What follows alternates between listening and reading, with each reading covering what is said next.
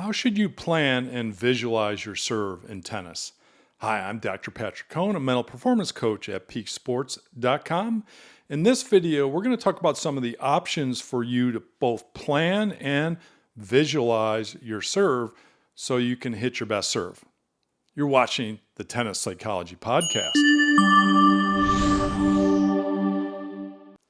One of the elements that tennis players leave out is what I call the planning and programming stage of the routine. I've talked about it in previous videos in this particular series, but I want to dial down a little bit in terms of the specific plan and then how you fit that into your type of visualization. So for me, you want to select a specific plan, and that's based upon what's working or what you're comfortable with. Maybe you're not comfortable with your flat serve, for example. Maybe you're more comfortable with a slice serve. That's okay. Maybe you're more comfortable hitting that kicker on your first serve. That's okay. I'm all about you feeling comfortable and confident. So you have to decide on what's the location of the serve and what's the type of serve that I want to hit. That's vitally important.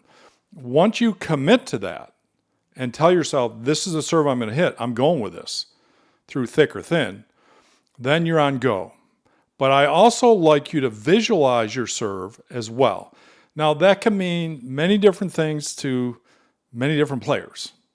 So let's talk about what visualization is. You know, Jack Nicklaus popularized visualization in Golf My Way, right? Where he talked about going to the movies in his head. So not everybody is a strict visualizer, for example.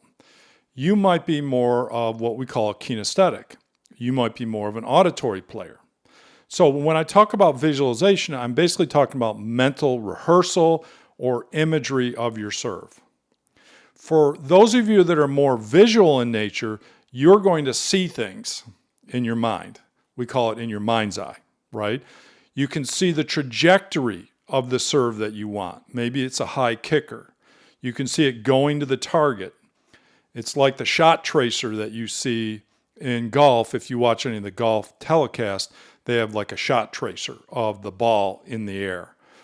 Some players have that ability to see the trajectory. Now, another visual cue is just to think about the ball going to your target, seeing a straight line to your target, if you can't see the trajectory. Or think about the target in your mind, where in your mind's eye, you're thinking about that corner of the box, and you're focused on that. So it's just different levels of imagery or visualization, if you will. Now, you might be an auditory performer. It's a little bit more rare, but you might like the sound of a solid contact of the ball coming off the racket. And that's fine too. So that you're going to program yourself with that type of an image of that sound of the ball coming off the racket. Next, we have more kinesthetic performers, learners and performers.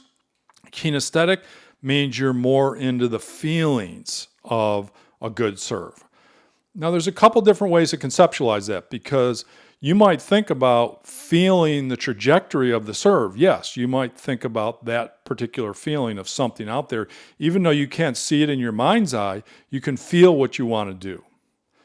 But one that's more common is maybe feeling something generally on the serve that's going to program you for a good serve. Maybe that's explosion. Maybe that's good tempo. Maybe that's acceleration, for example. Maybe that's good balance. I'm not here to tell you which one is right for you, but those are some of the images or feelings that more kinesthetic players use. My recommendation is go out and hit 10 serves with each of those different images or feelings that I gave you today, and find out where your consistency lies. You might find out that all this time you're trying so hard to visualize a good serve, and that wasn't your strong suit. That maybe just focusing on good balance or exploding into the ball creates a way more consistent service action and thus result with the serve. So go out and try some of those images and see where your consistency lies, but also what felt easy for you to do, because you don't want it to be a chore. You don't want it to be difficult for you to feel or see the serve that you want to hit. Hope that's helpful. If you want more information, jump over to peaksports.com for our one-on-one mental coaching programs for tennis. We do mental training with tennis players all over the world via FaceTime, Skype, and Zoom. We'll see you soon. Thanks for watching.